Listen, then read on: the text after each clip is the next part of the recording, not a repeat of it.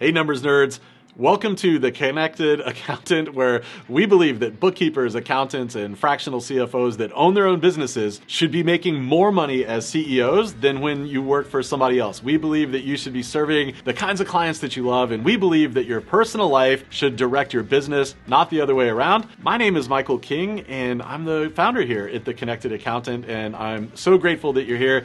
Today, I want to talk about a little bit of a touchy subject. I want to talk about something that's kind of icky, and that is this question of how do you know when it's time to fire a client?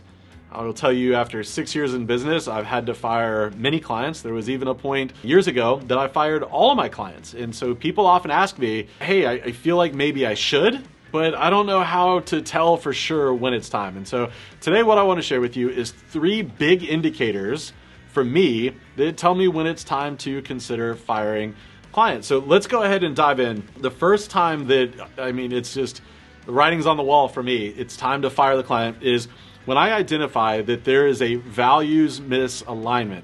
Now, if you've been following me for very long at all, you know that I preach the importance of identifying your values. And one of the benefits of doing that is you should be applying that same list of values to the clients that you're working with. And so if you have a client that starts to violate, especially those permission to play or pay to play values, then it's time to move on. So here's an example. There are so many business owners out there, unfortunately, that are willing to knowingly do unethical and sometimes illegal things for tax savings. And so maybe if you have a client that's insistent on claiming certain things on their taxes that you've told them, in no uncertain terms that is not okay, and they're still insistent on it, maybe it's time to go.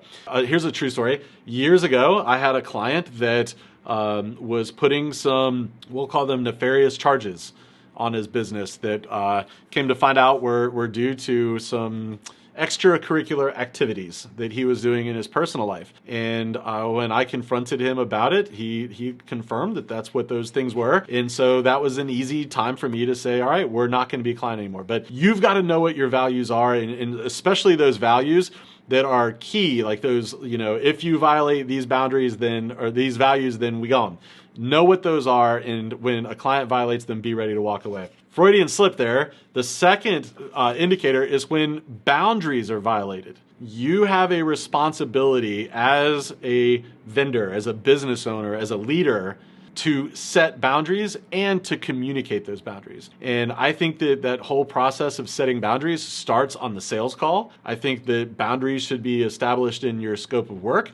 And I think that you should regularly communicate those boundaries. And if a client kind of violates them, it's up to you to kind of wrangle them back in, okay? And so, for example, some of those boundaries might be when it's okay to call you. We work 9 to 5, Monday through Friday, except federal holidays. If you have a client that keeps calling you at 7 o'clock at night, or in the morning for that matter, I've had both, or maybe you have a client that insists on texting you over the weekend, tell them, hey, I'm happy to field your calls or your texts or whatever Monday to Friday from 9 to 5 Central Time. And I would ask that you please honor that and don't reach out to me outside of those hours, because I have a family and I want to make sure that I'm present for them. And I also want to make sure that I'm fully rested and recharged so that when I come to work, I'm ready to serve you. So if you have a client that just won't honor that after you've set those expectations, after you've tried to bring them back in, it might be time to let that client go. I don't want to minimize the importance of this, because there are clients that you think about the work we do, bookkeeping, accounting, fractional CFO. It's like, why would they find it necessary to call me at 9 o'clock at night? Why do they find it necessary to text me on the weekends? It'll happen, and it will start to impact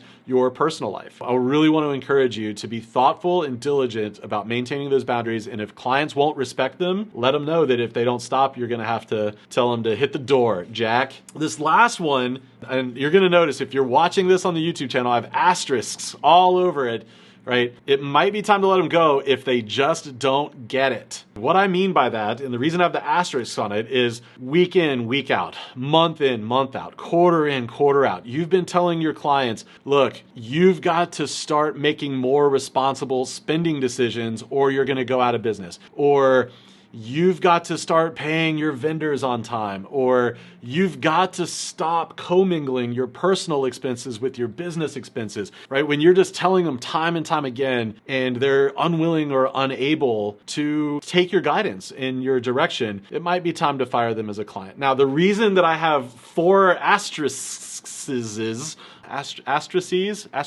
around this is because I think that, especially for the work that we do, it's so important that we show up with the heart of a teacher.